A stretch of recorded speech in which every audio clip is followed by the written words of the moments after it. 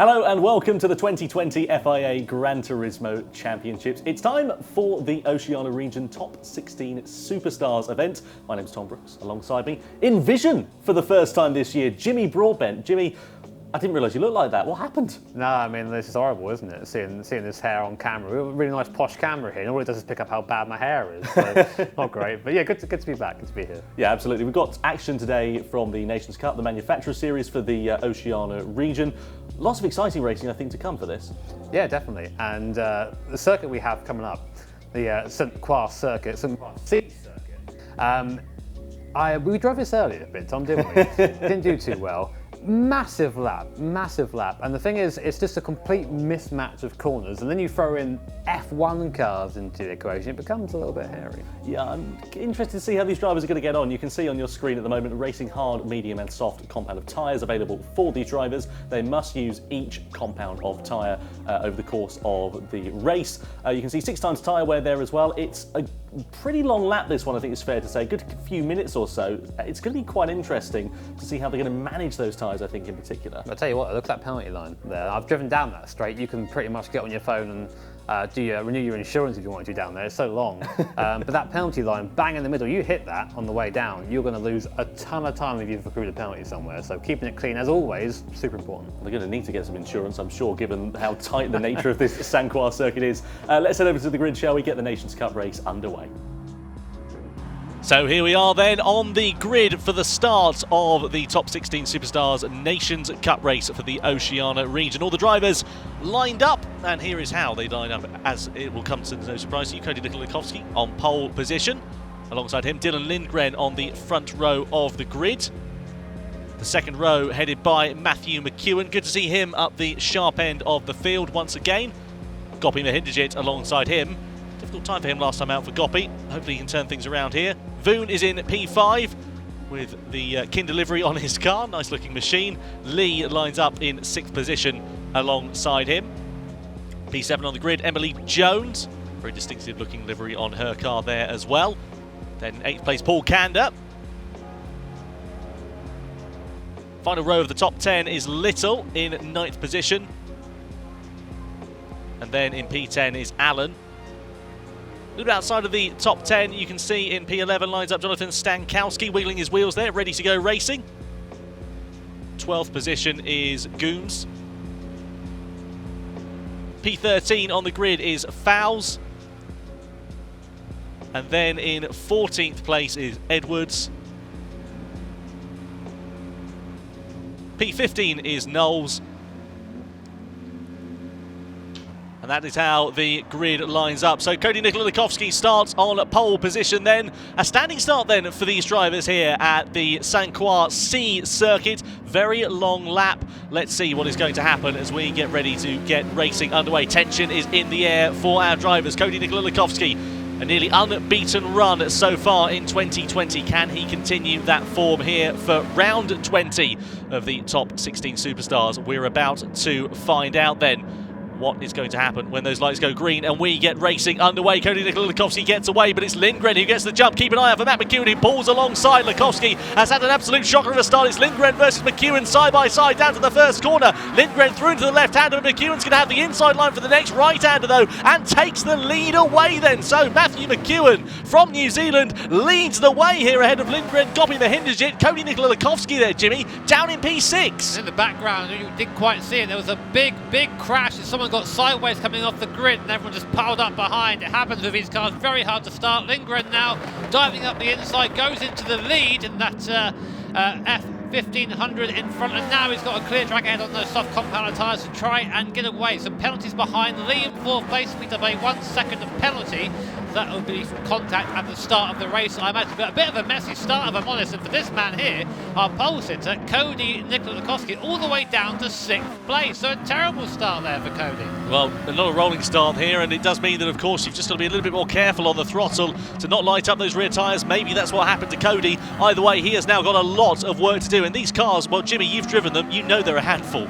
Yeah, lots and lots of power here. You can see the boost gauge on the right-hand side of the screen as well. And the car pretty much does nothing until that's maxed out. Led and everything, a little bit of tire wall contact there. And I think Cody just got past there. A little bit messy, but past Allen, not a place to pass usually. But I think Cody now just trying to make up for lost time as we come now to the bridge section. He will also gain a place from Lee when he serves the penalty, and that will be served on the back straight. That will really hurt him down there. But as I was saying, these cars, about 800, 900 horsepower going through those rear wheels, and it all comes at once. Very difficult to get the car looking neat and tidy. These guys make it look really easy, but I tell you it isn't. And Mcewen has made a big mistake. He's down to 7th place there. I think he must have spun or got it wrong coming into the braking zone after the bridge there. It goes down to 8th place. Frantic action here at the start then of this Oceania Region Nations Cup race, as it will come as no surprise to you, aside from Mcewen, all of the soft tyre runners are getting ahead of the rest of the medium runners at the start of this race. So Lindgren from Mcewen, from Stankowski, from Lee, from Allen is your top 5 at the moment. Then come the 2 medium runners of Allen and Jones. Here is Paul Kander, ready to challenge Jones then. This is for P6, not quite close enough to make a move into this hairpin at the end of the back straight. That's where the penalty zone is. I think somebody's gone a little bit wide there. It's Emily Jones who has run wide. She's now down into 7th place, so it's changing quicker than we're talking about it here. It's so easy to go wide in this car. I mean, you have to... Oh, and again, as I say, Emily Jones just again, not quite.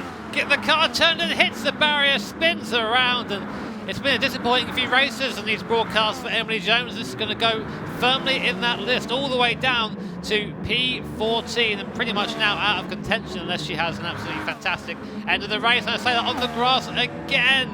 Emily, what's going on? I wonder if she's having some wheel troubles or something along the lines of that, because she's just understeering like a shopping trolley going through those corners at the moment. You can see just how frantic it is, changing the turbo coming in and just lighting up those rear tyres as she was getting onto the power. Jonathan Stankowski, meanwhile, comes into the pit lane on the hard tyres, change over to the mediums at the end of this first lap. So a hard tyre runner coming in. They only have to run them for a minimum of 1 lap here in this race, so they'll get off of them as soon as they possibly can. As we said, very long lap here. Meanwhile, Dillon Lindgren now has got a 2-second advantage over Matthew Mcewen at the front of this race, so a dream start for him. Meanwhile, Cody Stankowski is a further second back nearly from Matt Mcewen, so he's got an awful amount of time to make up in P3. Anyway, this is it round here. Of course, these things do generate quite a lot of downforce, so that's a horrible thing we don't like speaking about. Dirty air will come into play here, especially if you're Kander right now behind Mcewen and Allen. You're going to be getting just buffeted going through the corners, not quite getting the same cornering speed you expect to see before. Here's a great view here from the front left suspension of our leader Lindgren. You can see how the tyre flexes as the load is put through it. We're going to go through it right hand now, so watch the tyre will just stretch outwards there as the pressure is put on the outside of the tyre. Great camera angle through here and a great sense of speed. 100 mile an hour there coming onto this. Now watch this acceleration through here. 120, 130, 140, 150. You can barely keep up. Shifting up through the gears manually, of course, as well. Nearly 200 mile an hour before you brake at the end of the bridge here. And you wonder why these guys are the best in the world. They can control these things. I couldn't. Earlier on, I was making a right fool of myself. So Lindgren then leads the way. Great stuff from him here so far. Is he going to be able to pull out even more of a gap over the rest of his team? They're scraping the wall on the outside, just trying to make up ground. And speaking of making up ground, here comes Mcewen on the inside of Allen then, nearly side by side through the long right-hander. It's not a place to find a way through there, and sensibly Gopi just decides to wait another day, but he's on the advance of the slipstream now, and he's got the boost as well, so he's in the slipstream. He pulls alongside Matthew Allen. They come down this back straight, heading into the right-hander. He's got the inside line, and this is a great bit of driving here from Gopi. We're right on board with Matthew Allen as Gopi goes through into P5. Nice driving there from him, and now he's got a bit of clear track to just find a bit of rhythm here, Jimmy. I think that's going to be quite important after it upset him a bit earlier on. Yeah, nice easy move that, of course, using the slipstream down the straight. The thing that you guys probably don't see at the moment is that these cars are kind of gear limited to about 215, 216, 217, that sort of area down the straight, which is still incredibly fast, of course, but if you're catching someone down the back straight in the slipstream, then you just sort of come to a halt once you hit the rev limiter, so it's harder to get by than you think. Now here's somebody who's made a great recovery from earlier on, is Cody Stankowski up to P2 now, which is a really great drive comeback through the field for Cody. Now watch this T1, it's absolutely fantastic in this car. 200 mile an hour on entry, look at that right foot, planted 205 mile an hour through T1 there before hitting the anchors, chucking the car to the inside. It's so great to see how this car when it's driven properly. When I was driving it, I was just carrying no speed for him. These guys, they know better. They're using that downforce. Even at medium speed, this thing is almost stuck to the ground. So to see the pros do it is always a treat. Again, 20 miles an hour before braking full on the brake pedal. Bleed off there as you come through and ease in the throttle. See how easy is in that front application there? Not full throttle, almost until he gets to this next corner. I wonder, given the duration of this race, it's only 10 laps. Oh, Cody just hitting the wall there on the outside. You can see how hard he's pushing, but that's the thing. It's so much a finite thing. Didn't cost him too much time there, crucially. But still, that is not the way I'd have wanted to have done things. Into second place is Cody, as we can see at the moment. So 2.2 seconds, the gap sits between him and Dillon Lindgren. We'll keep an eye out for it. Cody was faster by nearly half a second over Lindgren last time around. But just coming back to my earlier thoughts, I wonder how many stops these drivers are going to make. Are they going to do a 2-stopper? Are they going to do a 3-stopper? Because it's 10 laps here, but as you can see, it's a very long lap. That's 6 miles or so, 3 minutes there and thereabouts in these cars, or 2:44. So I'm interested to see whether we're going to have everybody just running one set of tyres, or whether they're going to do a couple of stints on either tyre. Maybe they'll do 2 stints on the soft tyre, for example, or a couple of different stints on either other compounds of tyre. Let's wait and see what happens. But either way, I have to say that gap definitely looks like it's coming down between Lindgren and Lukowski at the front here. Yeah, it is. And speaking of tyre wear, I tell you what, if you're running that sort of rear camber there, Stance Nation F1 car, you're going to be having a lot of wear on the inside of that tyre there, so I'm sure Lindgren will be thinking about that. I think it is a fixed setup, but I just think there's a lot of camber to be running, especially on the rear tyres here. Those big, see how much bigger the rear tyres are than the front, how much fatter they are, just to try and handle some of that horsepower around. It means these cars like to understeer a little bit on initial turning. And of course you just solve it by booting it and then spinning off into the wall 1 mile an hour, which again is my party trick at the moment. Back on to this great suspension cam right front this time. And again, just seeing that awesome graphical tyre flex that we have here in GT Sport. It's something that sim nerds really get quite excited for. So people like me, of course, I could sit here and watch this all day and just be completely entranced by it. But it gives you also a great sense of speed through here, and just how committed you have to be in these cars to get the maximum out of them. So Lindgren here, you think, oh man, this guy's going pretty quick right now. He is, he's very fast. But then behind, Cody's going half a second a lap faster on the same tyres. Interesting you should talk about strategy there, Jimmy, actually, as well, because we're coming on to the start of lap 4, and these drivers are now going to be thinking about where they're going to go in this race. You can see the top 5 runners here on the softer competitive tyre. Where would you be going now if it was up to you? Well, a lot of these guys have been going for soft at this point, so we might see that happen as well. And I think that's what Lindgren is struggling with at the moment at the front. His tyres are not quite lasting as well as Cody's are, so he's struggling to try and keep that pace up, whereas Cody behind, of course, is an old hand at this sort of thing. It's revelling in the opportunity, and all the time it's just gaining on Lindgren in front, as Lindgren makes a small mistake going into the right-hander. Yeah, it looks like Lindgren is struggling here, definitely in the mid-stages compared to Cody, who's found his rhythm. Meanwhile, you can see drivers into the pit lane. Gobby Mahindajit does pit from P11. He's already made 1 stop there so far. Little and Voon also into the pit lane as well, onto the hard and medium competitive tyres respectively. But now, what can Cody Lukowski do? Closing that gap down here to Dillon Lindgren over the brow of the hill into the 90-degree left-hander. It's such a tricky track to drive here, so many blind corners, and I found it quite tricky to judge when I was in a road car driving around here earlier on. I dread to think what it must be like in one of these turbo Formula 1 cars. Yeah, it's one of those things where you have a circuit which is, just under 3 minutes long, and then you have all these different corners, and you have a car that's capable of putting you in the wall pretty much a moment's notice. Actually learning the track is quite tricky. I would never recommend anyone learning a circuit in an F1 car. Go take something slower out, but yeah, it's a tricky one, and it does mean that we have a good few places to pass. So here's one of them coming onto the off the bridge for this section here. Really picturesque, this, of course. Not a real-life circuit, a fictional circuit, but based in a real-life region. Yeah, absolutely, based in the south of France, in Sainte-Croix, around the lake down there. And it is a brilliant job by the team at Polifti. You can see Lindgren there just getting a little bit squirrely coming out of the right-hander. This is where the penalty zone is, just to remind you. So if any drivers do receive a penalty, you see the yellow markers just flashing through your screen. That's where they will serve it. But that gap has come down half a second. It now sits between Dillon Lindgren and Cody Lukowski. Is Lukowski going to think about a move? Not quite close enough at the moment, but certainly signaling his intentions there. Looks like Lindgren is definitely struggling. He really struggled to slow it down on the anchors into the right-hander there, and you can see that's put him on the back foot coming through these S-bends as well. Yeah, Lukowski sort of just stuck his nose in there, and Lindgren firmly chopped it off and said, "No, not now, mate." And you see, he did try and break the toe down the straight a little bit as well.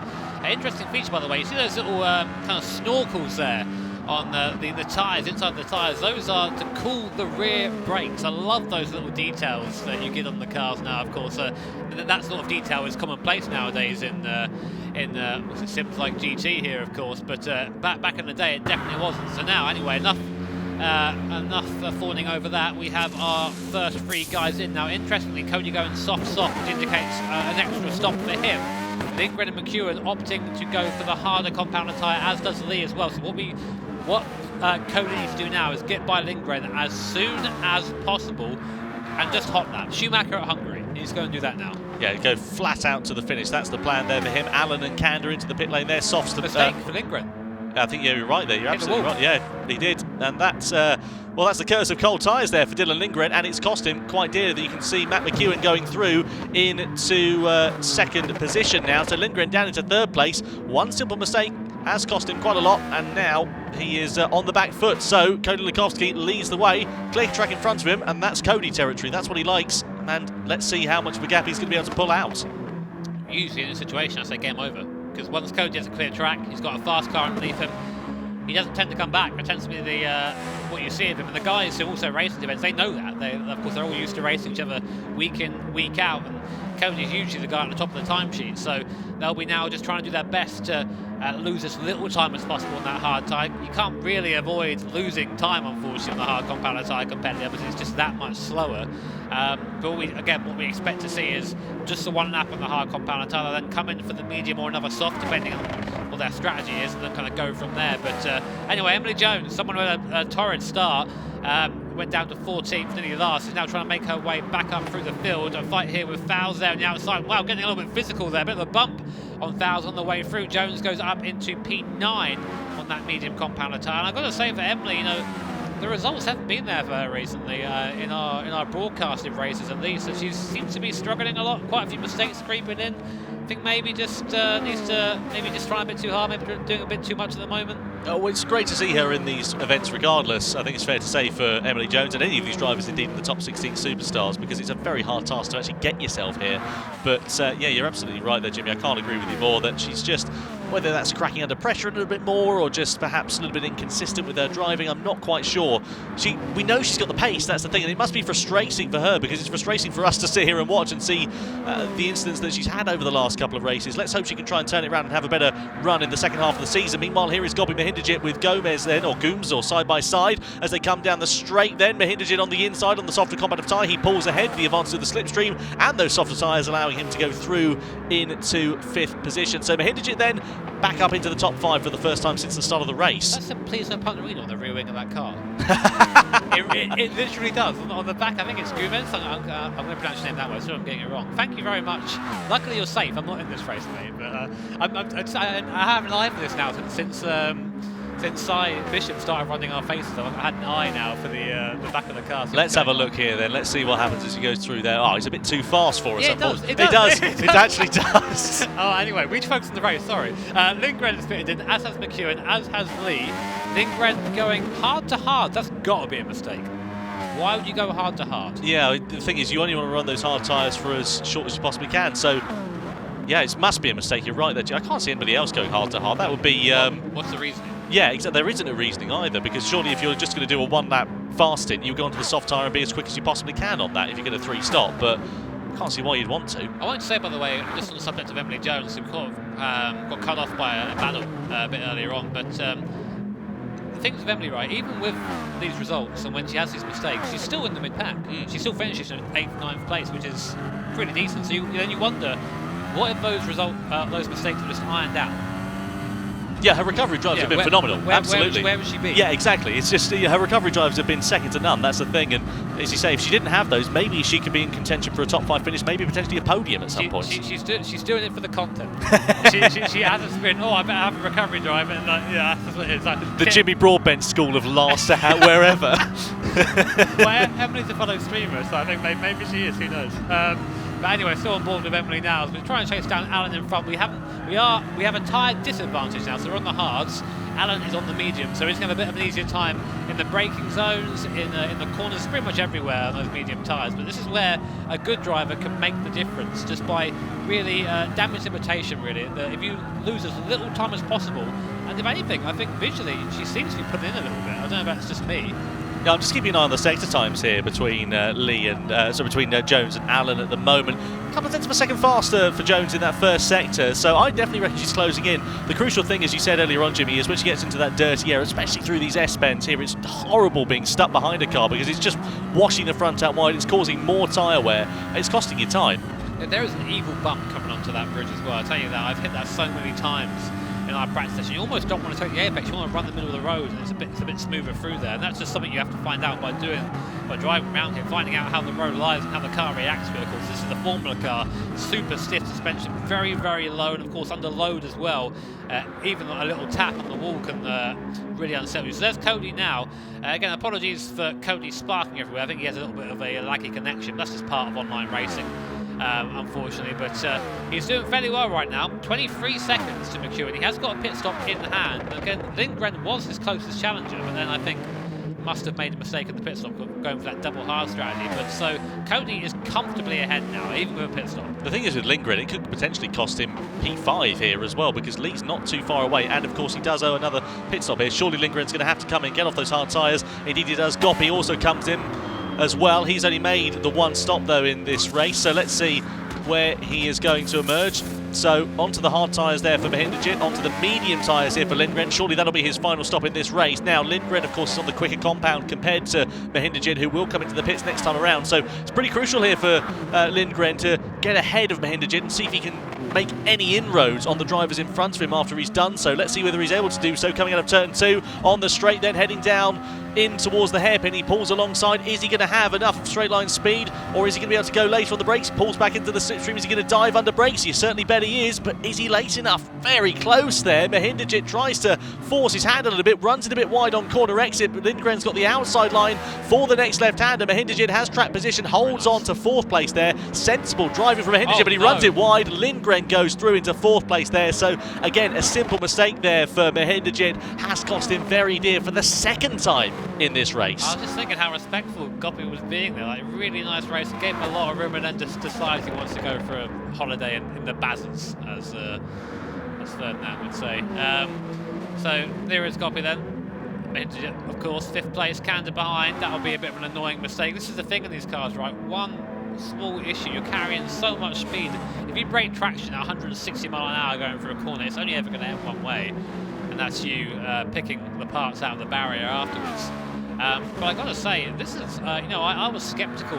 I'm not a big fan of driving this circuit. I haven't quite figured it out yet, but watching these guys go around in these cars, this is a great combination. Well, it's a street circuit essentially, isn't it? The barriers are so close, so it's just one simple error, as we've seen, can cost you very dear indeed, and it's very unique in the way that it is. Cody Lukowski there, just clipping a bit of grass, as we said earlier on, just a little bit, I think, of an internet connection issue here for Cody Lukowski. Not necessarily something that we would see in the real world, but still, it's one of the unique things that we have in sim racing. Cody's still able to increase his advantage over Matthew Mcewen on those soft tyres. So I'll tell you what, just on that subject, of course something that I'm quite passionate about given my background is, of course, as sim racers, we do a lot more in some instances than the race drivers do. I mean, we talked about strategy, we talked about Lindgren's mistake on that hard compounder tyre.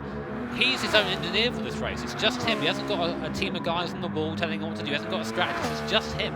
And he's got to set those pit stops up. So it's actually, you do a lot of multitasking as a sim racer as well. You're your own strategist as well. So there are some areas where I think being a sim racer is a little bit more challenging than it can be in the real world. But of course, luckily, especially for me, you haven't got to be as fit as real life drivers.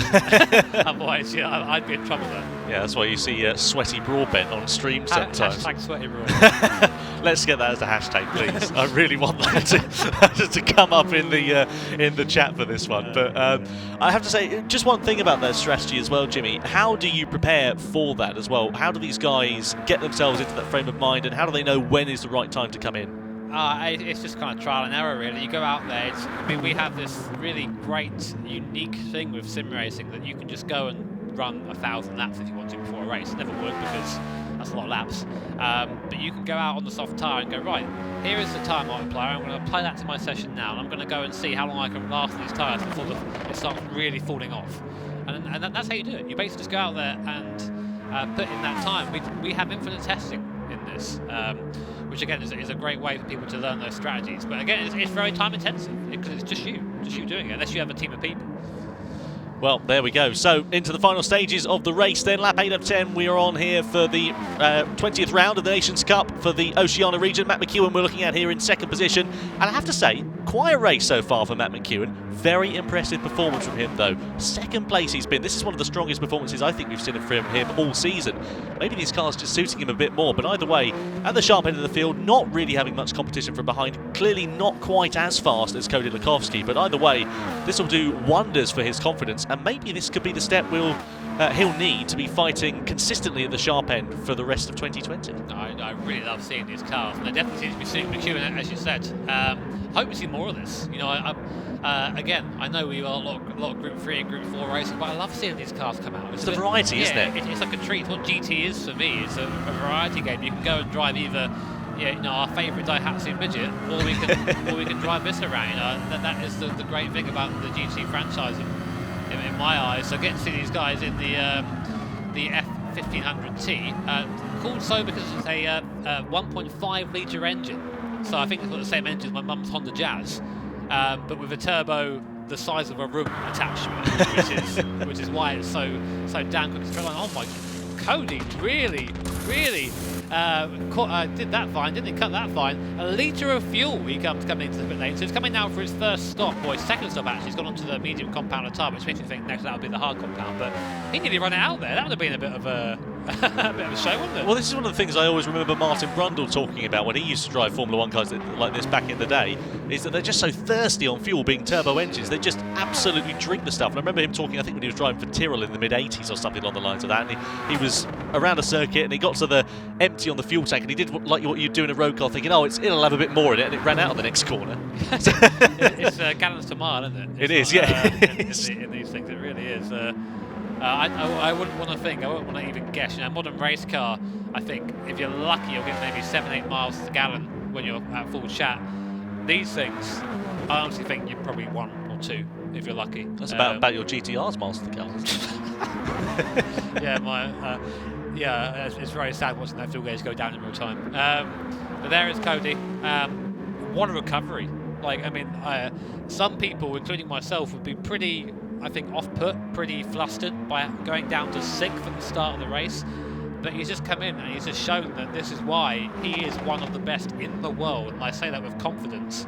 I think there are only other 2 drivers that are near his level or on his level. And one of them was in an F3 race this weekend.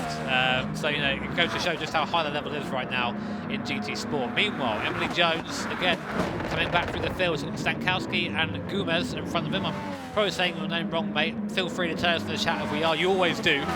And then tell us how terrible we are as well. Well, speaking of that, Jonathan Stankowski actually sent me a voice message saying, "Good day, mate. This is how you pronounce my name." I'm not going to do the Australian accent, but you can see him here defending from Emily Jones. This is a nice little 3-car scrap, actually, going on the fringe of the top 10. All of these drivers on the soft compound of tyres. Stankowski, the only one who's done a 3-stop strategy, so he's clearly just going for broke, and in theory his soft tyres will be a little bit fresher than Jones and Gomez around him then. So, be interested to see Jones just there, again, lighting up those rear tyres, clipping the curb, and that's just cost her a little bit there. It's just not allowing her to close up onto the back of Stankowski into these S-bends. It's been a bit too aggressive, that front application. That's the sign of a driver that's frustrated. You just really smashing the front, like, come on, I want to get on with it, you know, and of course you just become your own worst enemy in that case. Just a quick something while these guys are fighting. Our fastest lap of the race is by Cody, of course. It's a 2:41.6. The next fastest time, best lap, and that was from our guy in 3rd place. No, sorry, a lie. That's from our guy in 5th place, Mahendra. A 44.8. That's 3.2 seconds quicker. That is ridiculous. Speaking of which, Cody now in for his final stop. Just a drive to the line now. Somebody will look under that crash helmet and make sure it's not Ayrton Senna driving. That's an incredible difference in pace. I'd go and check his turbo on that.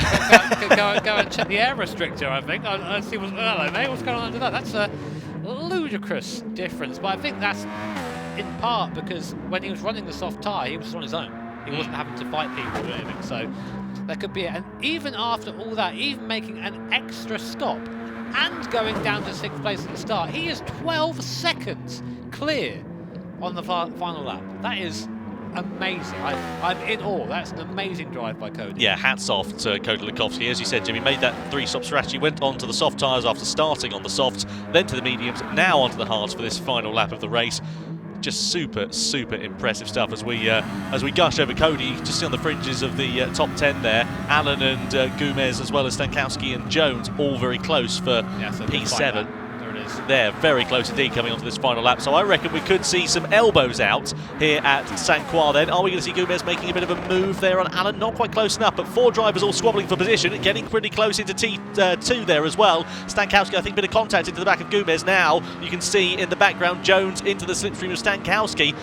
It's all a bit sort of null and void at this point because everybody's got a slipstream, so it kind of negates itself a little bit here more than anything.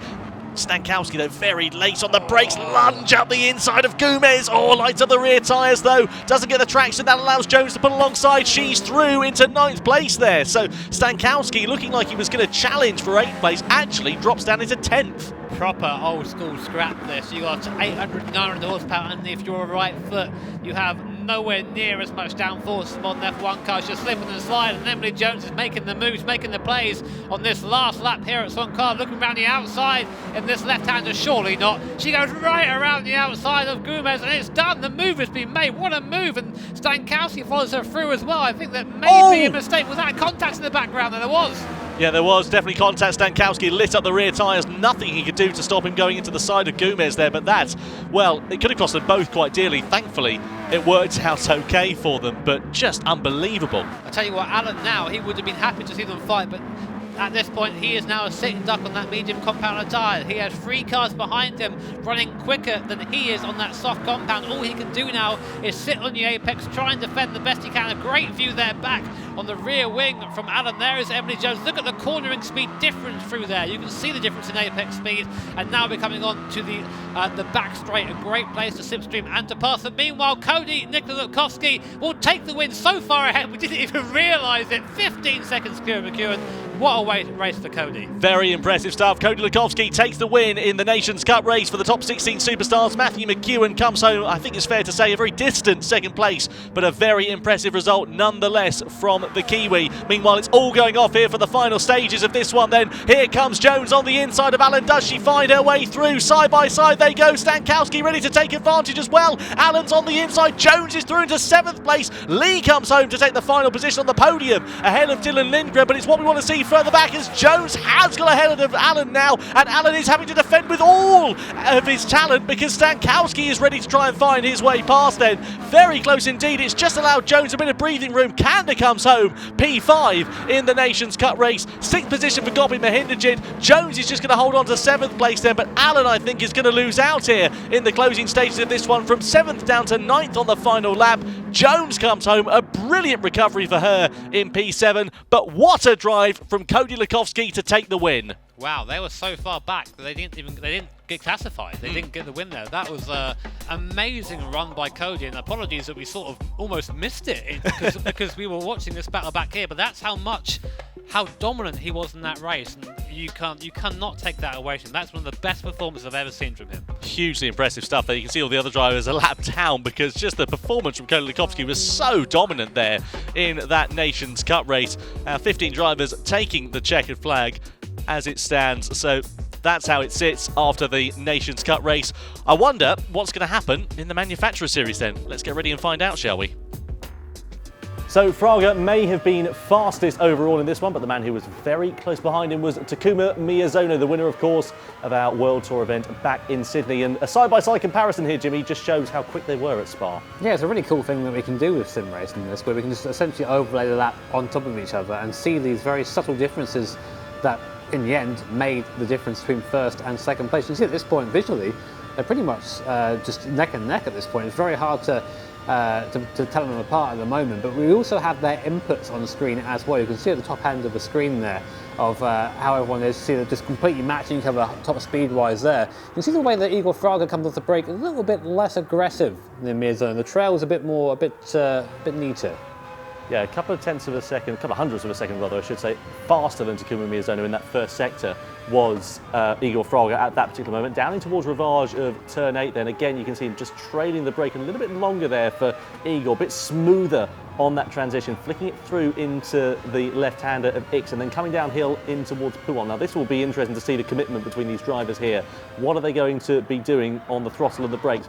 Big old lift there, a bit more brake on the input for that corner there for Miyazono. A bit more speed being carried on the exit, likewise for Igor as well. Yeah, Fraga was just a little bit earlier on the throttle through there. And this is the thing. These guys, top of their game. These are some of the fastest drivers in the world right now. And this is what it looks like. This is why when we say in terms of context, it's kind of hard to show you just how fast these guys are. And when they're this close on circuit, any small mistake, any little wiggle of the wheels, we just saw Miyazono, and you see at this point, just over a tenth, just under a tenth, I should say, behind Igor Fraga is Takuma Miyazono. Just having a small issue at the start of a straight like that just slows you down all the way up, and that's all it takes. That's what you said before, Jimmy, as well, as you carry that mistake all the way down to the next corner, don't you? So through Blanchimont then, ready to head into the bus stop chicane. Where do you pick your braking point at that one, you're probably asking? Well, you look to the reference points, the markers on the left-hand side of the screen. See a bit of an earlier turn in there, a little bit faster into the corner entry for Takuma Miyazono. Out of the final corner, over the line. Very close lap times between Fraga and Miyazono. So then over to the Manufacturers Series. You can see the race details on your screen at the moment. We're at the Nürburgring 24-hour layout, the legendary Nordschleife. You can see racing hard and medium tyres available to the drivers in Group 3 cars. 3 very long laps around here, Jimmy. What should we be expecting in these machines? Well, the Nordschleife is a really hard place to pass. It's basically a road that someone went, you know what, let's make that into a track. And also, you can't unsee this. It looks like a pig's head if you look at it from... you see that? I really wonder what goes on in your mind sometimes. You're getting an insight. Goodness me. Anyway, you can see that the drivers have got 4 times fuel consumption, 4 times tyre wear to deal with. The penalty zones, as you can see on 2 of the long straights here at the Nordschleife as well, so just bear that in mind. If any drivers have a time penalty for one reason or another, they're probably going to suffer quite significantly, especially coming down the Dossinger Höhe. So let's get ready, shall we, and head over to the grid, find out how all the drivers line up.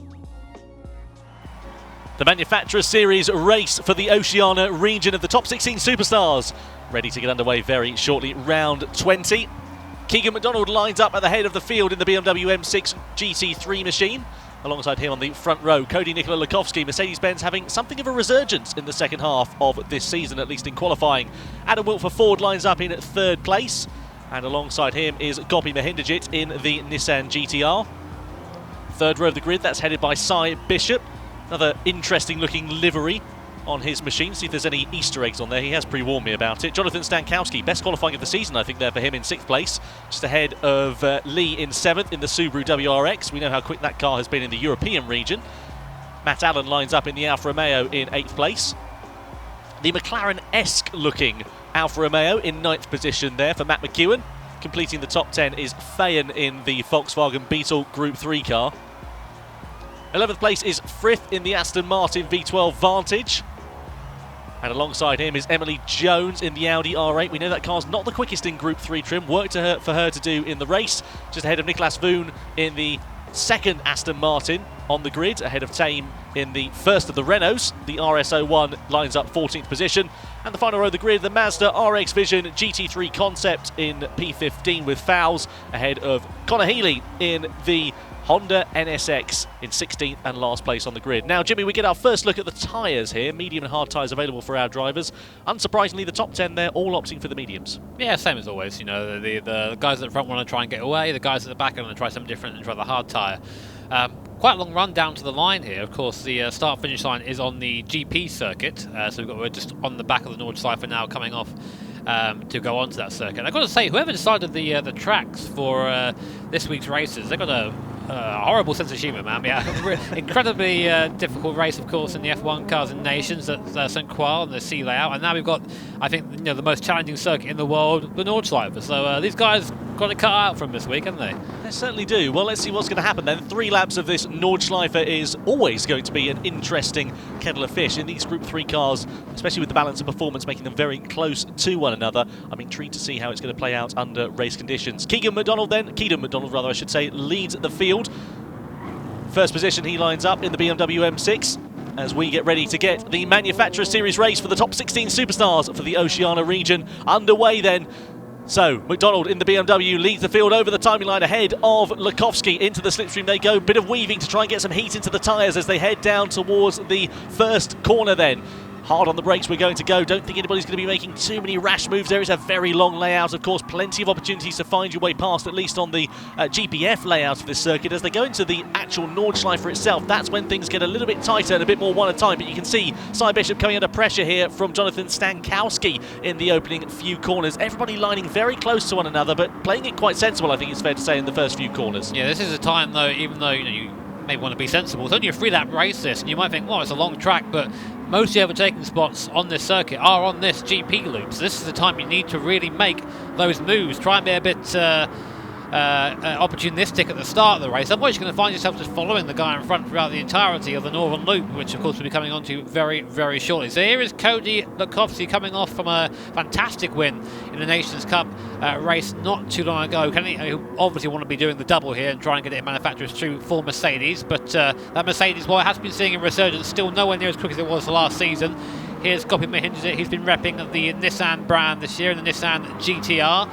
In 4th place right now. Cy Bishop behind in the Toyota, which you can definitely spot that from a mile away, can't you? Of course, Cy Bishop, of course, I think most famous in the GT community for his defence for Toyota, the Manufacturer Series last year. Yeah, remember that vividly, wasn't it? It was between Cy and Cody.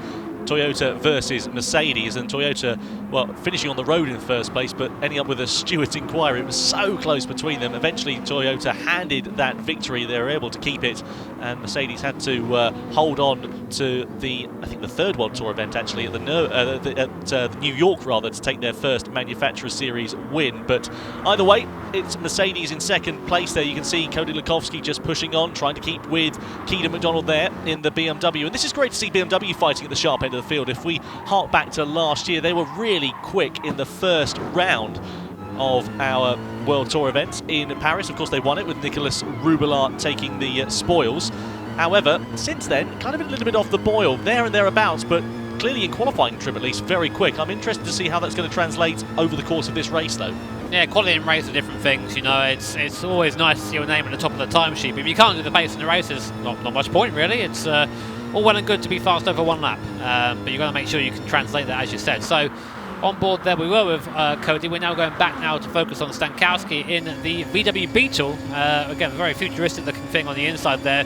Boost there, pegged at maximum as we come over the brow here, and now heavy on the brakes through this long right hand. You want to hug this inside curb and then let the car gently drift out to this curb on the left. Don't try not to touch it too much. You can set the car on exit, and now we go plummeting down the hill towards the Vauxhall, down to the compression as well. Just straight line it down here if you can.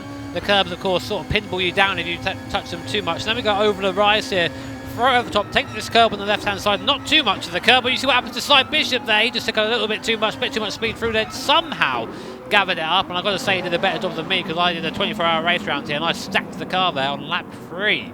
Very easy to do so around here. Cy, of course, not doing that, fortunately for him.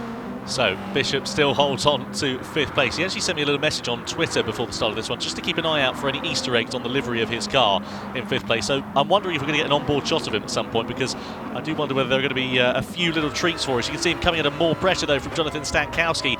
And again, I can't overestimate, or overstate rather I should say, just how impressive that performance is from Stankowski. That Beetle clearly working very nicely in Group 3 trim here at this Nürburgring Nordschleife circuit. Adam Wilk there in 3rd place as well, a driver who has been very consistently fast behind the wheel of that Ford, and good to see them actually up the sharp end of the field. They were all at sea last year in the World Tour events, and really nice to see them again fighting at the sharp end. And this is the thing, isn't it, about Gran Turismo? We were alluding to it in the Nations Cup race a few moments ago, just the variety of different cars and so on. You can see here lots of different manufacturers fighting inside the top 10, all very close to one another. It just leads to great racing and a brilliant spectacle for the viewers and for us as well. Yeah, definitely a nice variety of cars, as we always say in this. Look at the rear spoiler on... Is that Matt? That's Matt Simmons, I think that might be, it's either Matt or it's me. I think it's one of the two. I think it's Matt Simmons, it looks like there. So, I mean, there's always someone on here. I think that's me. It's hard to tell. It's like it's 3 or 4 pixels there. It is. Well, that's normally my face, to be honest with you. But yeah, looking back, and there is Stankowski behind in the Beetle, the mighty Beetle. We always love seeing it out on the circuit. This is what I meant about the Nordschleife, is that whilst to drive it's one of the biggest challenges I think that you can come across in sim racing. To pass here, it's very difficult, and demonstrating that right now is Mcdonald and Stankowski. Stankowski very, very quick, using the tyre up the hill here towards the Bravery corner, as we call it. And now just has nowhere really to go to get by. You can sort of going to dive through here if you're close enough, but just picking up the grass there on exit, you do not want to be doing that. Now we're coming up towards the carousel. It's very much one a time through here. I've never really seen a pass. I say that, I've seen one guy go around the outside into the carousel. I think it was a GT as well. I forget where it was at some point. I'm not making up, it definitely happened. But you can see a great angle there, just how bumpy it is through there as well. You get jolts and the force feedback of your wheel when going through there. So, but it seems these two breaking away. Really good stuff there. What is the key to this circuit, Jimmy? Because you've done hundreds, if not thousands, of laps around this Nordschleife. How do you go quickly around here consistently? Well, yeah, you'd thought I'd be good at it by now, wouldn't you? But really, like, if you're in a race scenario, you don't attack it. You know, like, you can't really afford to attack this circuit because when you start doing that, I mean, it bites back. Like, it will take off your wheel, it will take off your front bumper, it will put you in the wall and slow you down ultimately. Just have a bit of respect for it, you know. Be smooth, don't throw the car around too much, and usually you find the rhythm comes nice and easy. And it is a rhythm round here. It's so many different corners, of course, so many different styles of banking and camber and all those things. It really does. You have to know it back to front to have any chance of being quicker, and all these guys definitely do. So then Keegan Mcdonald still leads the way, 1.1 seconds now ahead of Cody Nikolakovsky, who again is still looking pretty quick so far, I think it's fair to say. The hard runners are probably going to come in at the end of this first lap, you would imagine, get themselves onto the medium tyres to the end of this race.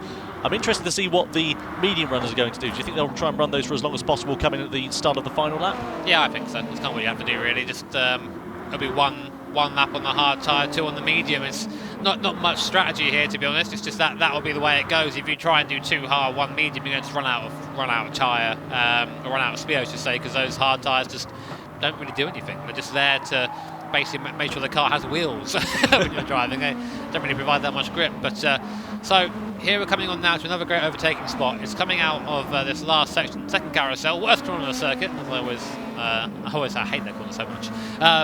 But now we come onto the back straight, the Dottinger Höhe, and this is where you can really start flexing on your other guys if you have a fast car in a straight line. Let's see what Cody has. So Cody, in the AMG, he has the tow, he is gaining.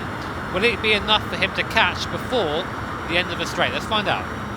In the slipstream now he is, and you can hear that Mercedes engine bouncing off the rev limiter as he just closes up onto the back of Keegan Mcdonald. Then surely he's going to be able to find his way past. They are beginning to top out here, but Keegan goes defensive, then forces Stankowski to take the long way around the outside, not quite close enough to find a way past at the end of the Dottinger Höhe. He's going to flick it left and then right, so just biding his time here, Stankowski. This is exactly what he needs to do, running very close as they hit the anchors. This is where it's so easy to just chuck it in a bit too late on the brakes, a few metres too late, and often have a mistake. But coming towards the end of the first lap, it's still Mcdonald, the pole setter, who leads the way then here at the Nürburgring. But is Stankowski going to find his way past on this next lap? Is he going to bide his time? We know Stankowski likes to lead from the front. Mcdonald, though, does go defensive. He knows that Stankowski is definitely there, then hard on the brakes into that first corner. They're going to flick it left then. Very close between them, a little bit wide there for Mcdonald. The hard runners coming in as we expected at the end of this first lap here then as well. Riding on board here with Stankowski, famed really, I think it's fair to say, for his aggressive driving style, but he's just being really smooth like butter at the moment on this circuit, and trying not to get anything too involved with Mcdonald at the moment, because if he does get involved in the battle, look who's really closed up. These top three have broken away from Mahindran in third place, so it's Mcdonald, Stankowski and Wilk very much in their own trio for this race lead. Yeah, Wilk has been just super impressive in that Ford. I've got to keep saying it as well. He's always been there. Meanwhile, we have a fight for 4th place now, kind of best of the rest, so to speak. Mahindran it there in the GTR, just basically using all the roads, staying on the apexes. Cy Bishop, though, has a great run coming out of Schumacher S, but nowhere to go.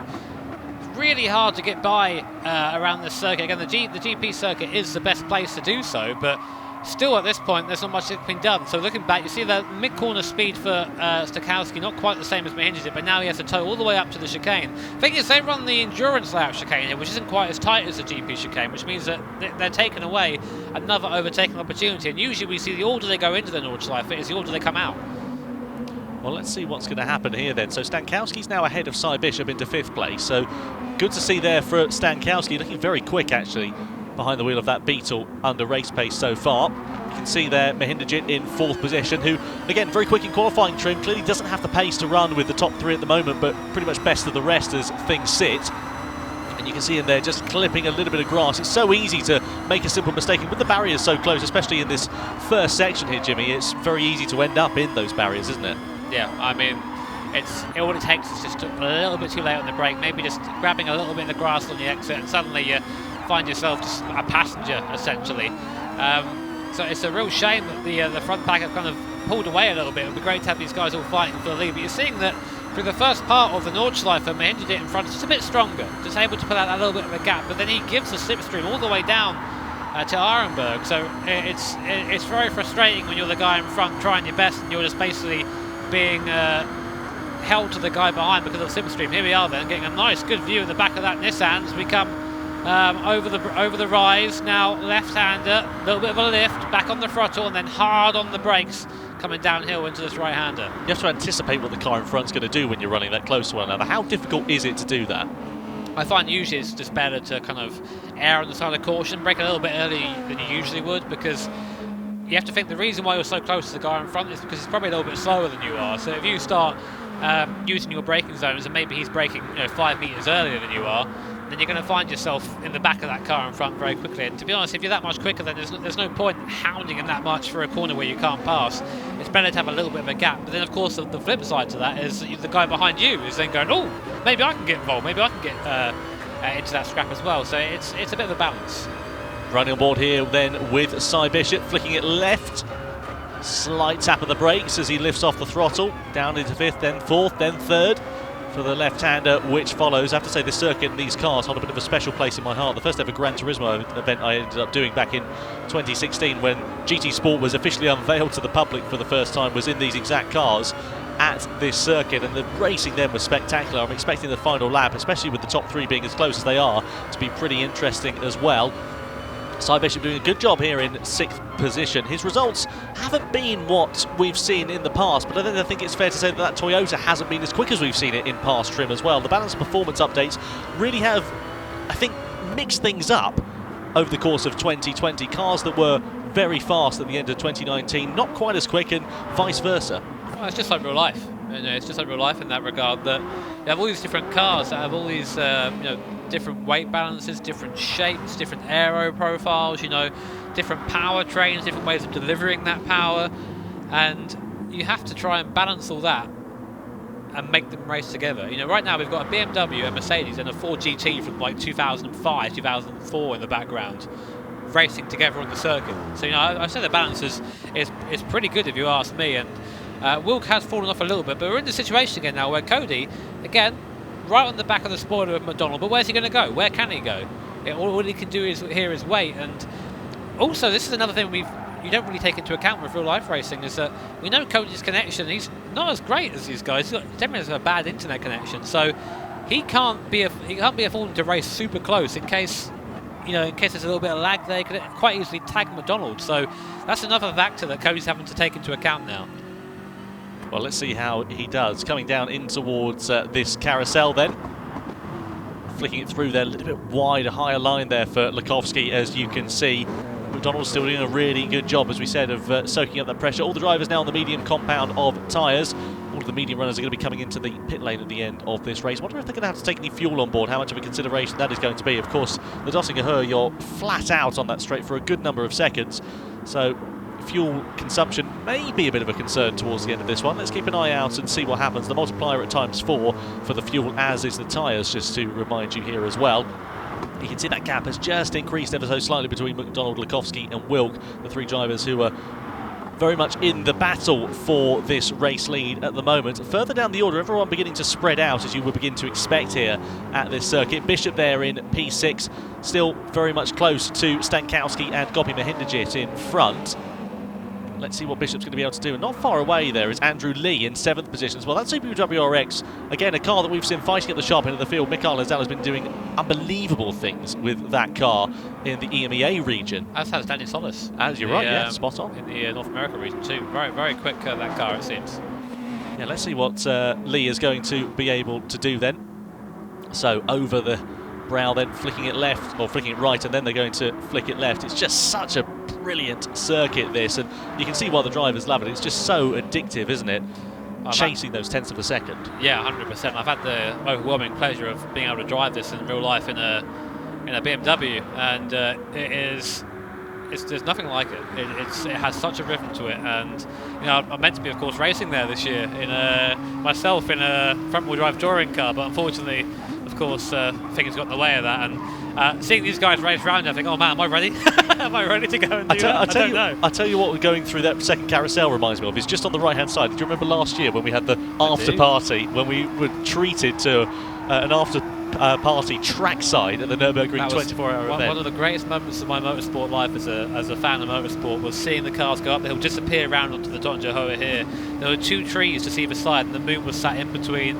I was there with a nice beverage, and it was just one of those things. Man, this is cool. But pinch me moment, isn't it? Yeah, definitely. Here comes Stankowski then going for the race lead on Keegan Mcdonald, takes it away from his fellow countryman. Into the race lead goes Stankowski for Mercedes-Benz then, so he pounces at the end of lap 2. Is he going to now be able to pull away from the BMW? Is McDonald going to have anything in the tank? Of course, these drivers do have to pit, as you said, Jimmy, at the end of this lap, onto the harder compound of tyre. If they're going to take fuel on board, that can be pretty crucial as to pit times. 21 litres of fuel left. What are you betting there? Interesting. Look, so Wilk has to take fuel, as McDonald. Stankowski, he's done it again. He's just sat there and saved fuel. So he's got to put less fuel in, which means less time stationary, which means that he'll be out the pits before any of these guys, by quite some distance, I imagine. Let's find out. It's just brilliant from Stankowski. It's exactly what we're used to seeing. There he is, out of the pit lane, into the race lead. McDonald in second place, but that gap has increased, as you can see. Now 1.8 seconds from, 2-3 tenths of a second before they went into the pit lane there. Masterclass from Stankowski. All he needs to do is hold on for that. Meanwhile, speaking of holding on, Mahindra is trying to hold off the charge of Cy Bishop coming out of the pit lane now. All these drivers on hard compound of tyres and just trying to get some traction underneath them. So Mahindra in the GTR does just hold off that charge of Bishop for the moment.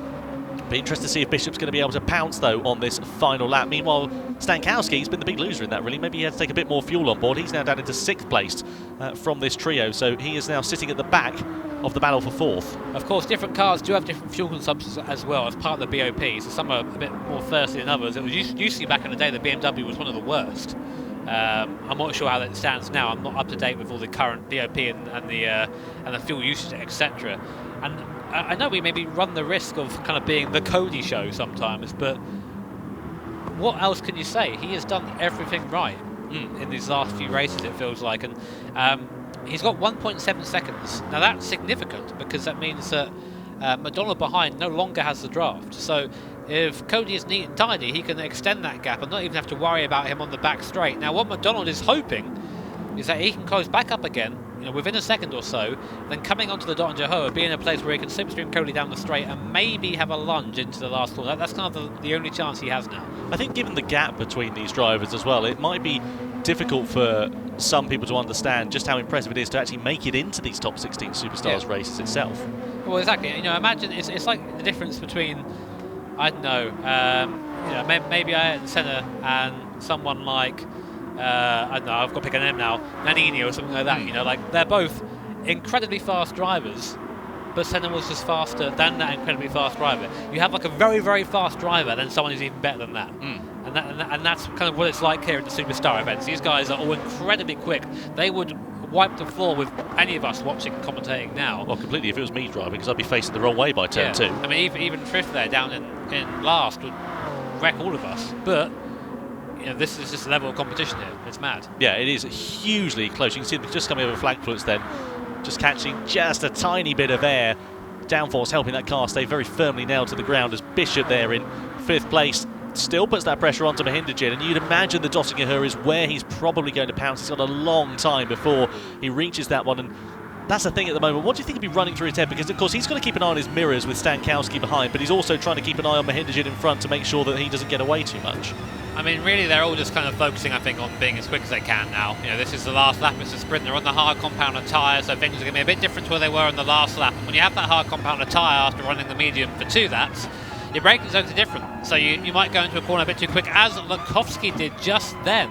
got that all sorts of wrong coming into the intersection there. And his rhythm's all out coming out of the last, coming out of that right-hander there. But Mcdonald wasn't really able to capitalise. He had a bit of a tricky time too. I think both suffering with that hard compound tyre. But importantly, Mcdonald has taken 4 temps out of Stankowski since they've come onto the northern loop here, onto the Nordschleife. And the closer he can be coming onto the back straight, the more chance he has of maybe sneaking this win back away from Stankowski. But still a good chunk of the lap to go yet. So riding on board then with Keegan Mcdonald, here is Jonathan Stankowski in 6th position, very close now once again to Cy Bishop, just riding the curb there on the outside is Bishop. Very close indeed, just threading the eye of a needle at, what is that, 100 and something miles an hour through there. A little bit wide for Bishop, that might compromise his drive coming through here. No opportunity presenting itself for the Volkswagen to find his way through at the moment, but you can see there on the brakes again, Bishop just looking a little bit scraggy, I think it's fair to say, if that's a word to describe it. If it's not a word, I've probably just made it up and pop it in the dictionary now.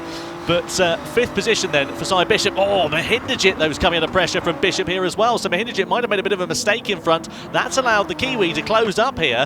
And this is getting very tasty indeed. Now 3 drivers squabbling for position.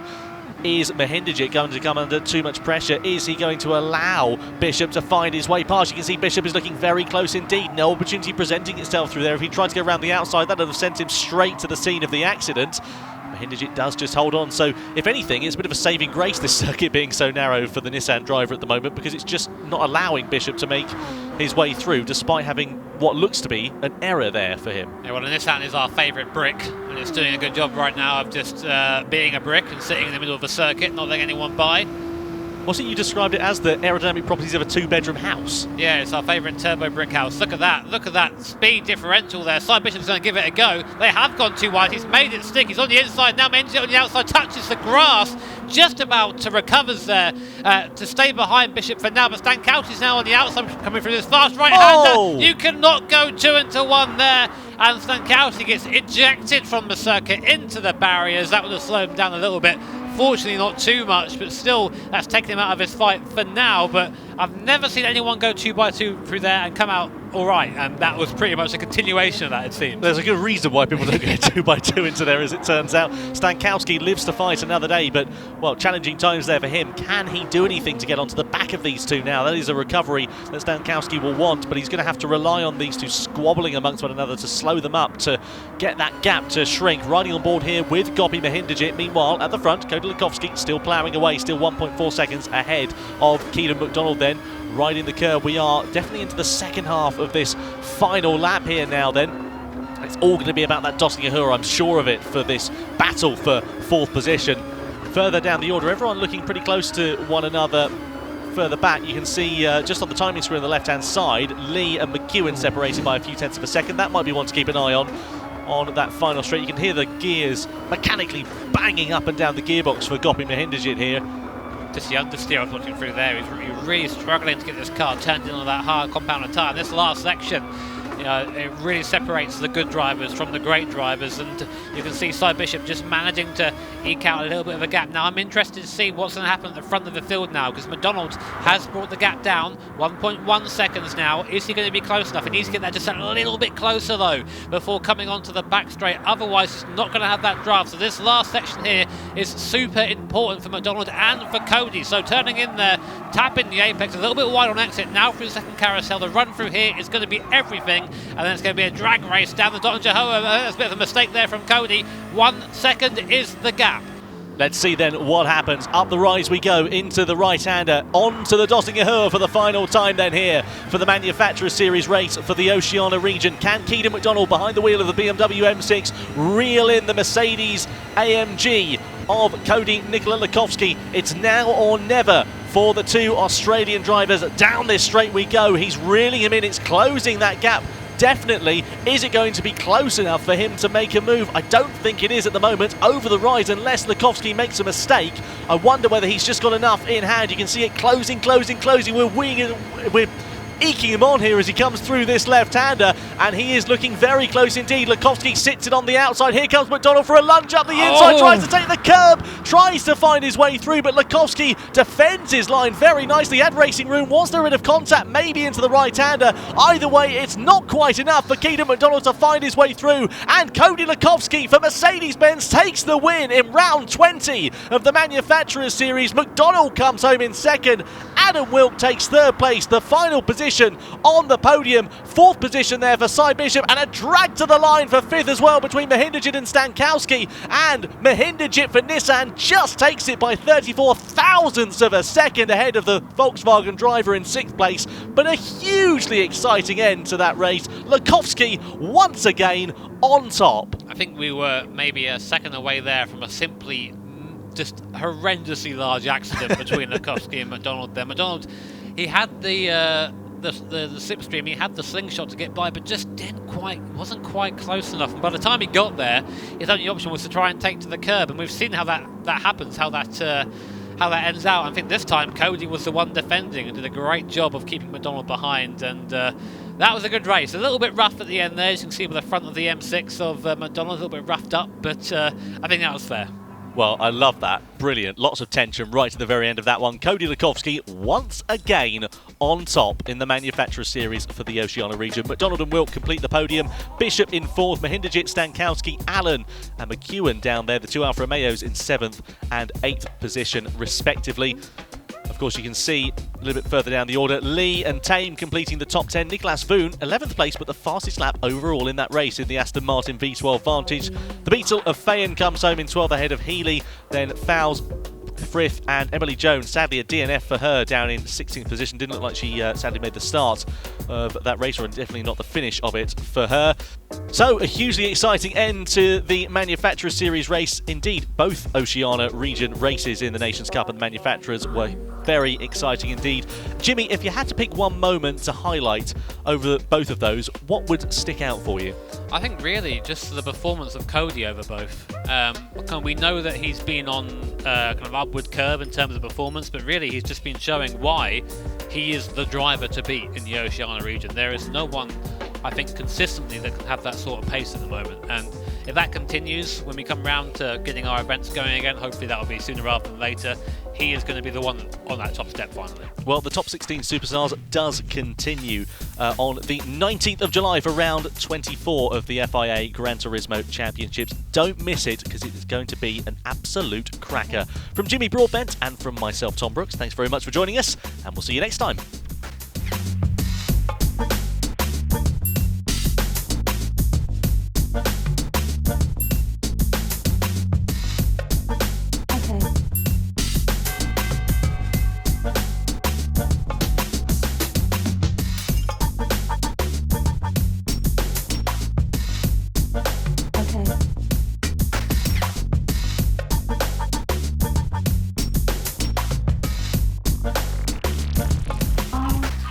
Yeah.